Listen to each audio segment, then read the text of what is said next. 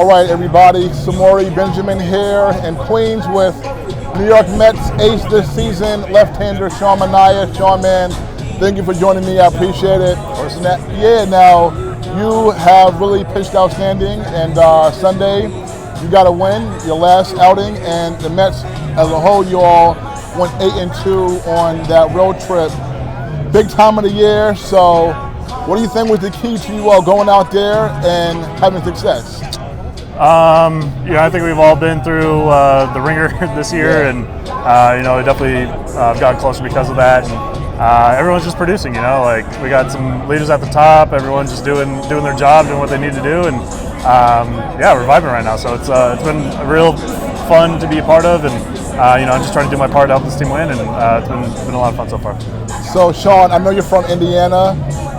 So growing up in Indiana, how did you become a baseball fan?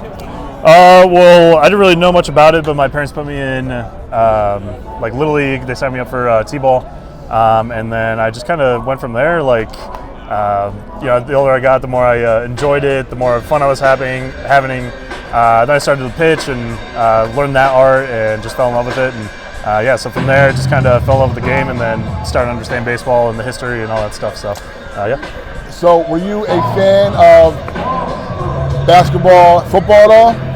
Yeah, a little bit more basketball than football, but the older I got, definitely more football than basketball. So we're all pretty Chicago fans in the Manaea household. So go Bears.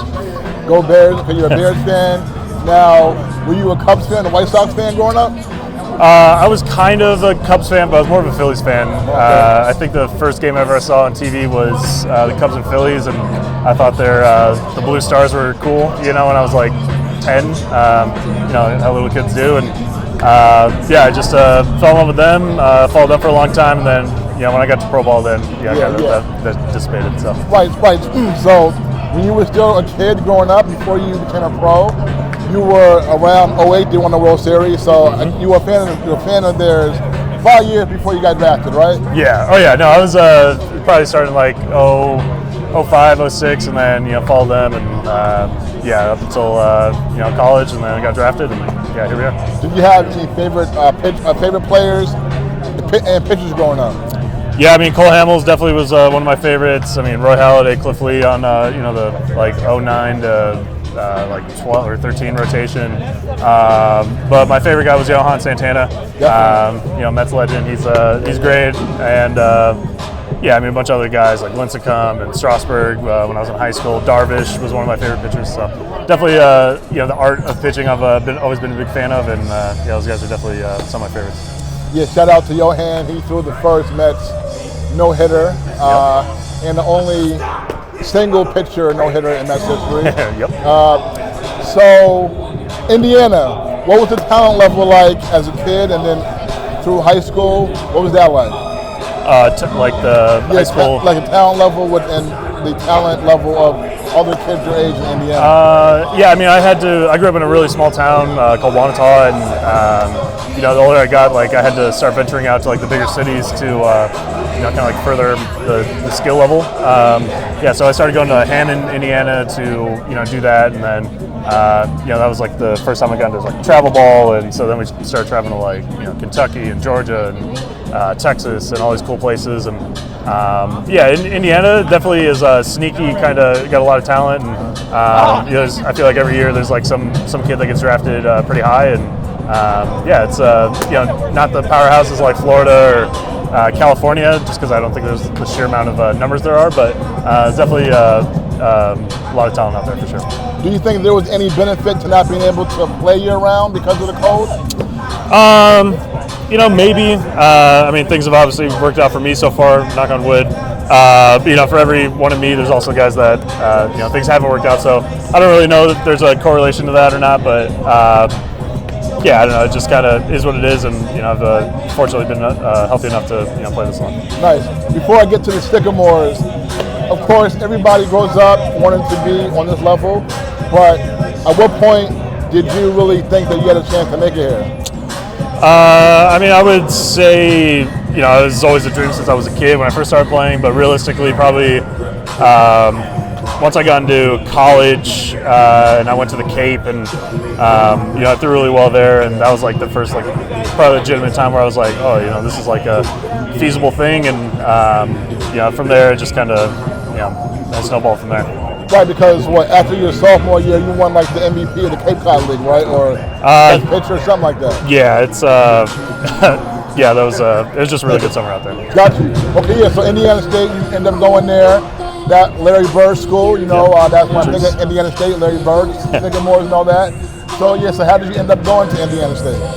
Well, I mean, they were one of the few schools to really recruit me and want me, and I think I really wanted to go the D1 route, so I just kind of match made in heaven, and I was very fortunate that Heller and Smiley really wanted me, and forever grateful for that. So it ended up working out great, and I'll always be indebted to what they did for me. Now, I know at the end of your time at college, you were drafted 34th overall, I believe, right? And now, before that, coming out of high school, you weren't drafted. So, how do you think that the years at Indiana State helped prepare you for the major leagues? It was everything. My freshman year, I was fortunate enough to be on the weekend rotation. So, I started getting reps. My freshman year, which was always huge. I mean, experience is the best key, or the most important thing. And I definitely, it wasn't like the greatest freshman year. It was very average, but it was the reps and the experience that counted. And then just kind of every year just got a little bit better, and strung together some nice seasons. My sophomore and junior year, and it was you got to face college hitters. The higher you go up, you just got to go out there and face guys, and if you want to be the best, you got to face the best. So a lot of those things, and Indiana State gave me the opportunity, and I just ran with it. What do you remember about just being drafted in 2013? It was crazy. Never been drafted before. I got to be with my family during the draft, and just sitting there, not hearing your name, and then 1 second, nothing's going on. Then the next second, you're hearing your name on TV, and it's the coolest thing ever. I was very fortunate to have my friends and family there, and it was just a very beautiful moment. Did you believe? Did you feel like you should have been picked higher? And I only say that because fact, the #1 overall pick that year, Mark Appel, only made like 1 or 2 appearances ever in his career.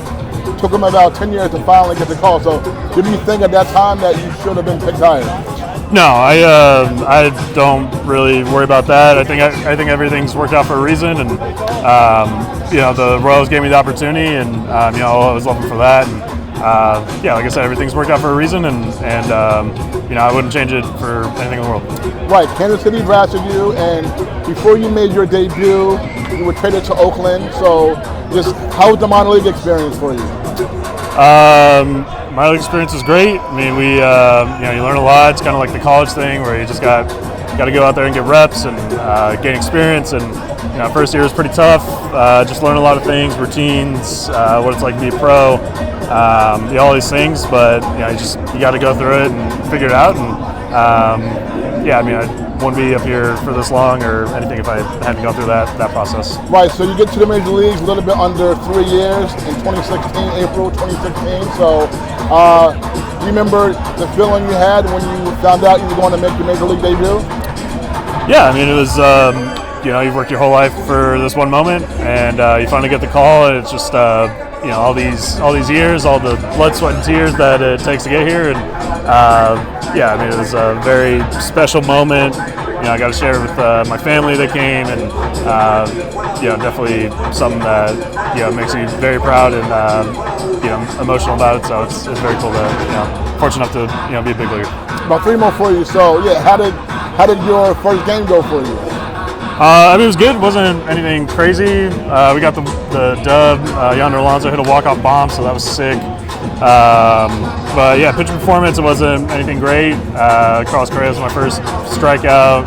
Evan Gattis was my first home run given up. So just some memorable things. But it was. It was awesome at the same time. 2 years later, of course, you throw your no-hitter for Oakland. Big moment. You go into the history book. So, what allowed you to be able to throw a no-hitter that day?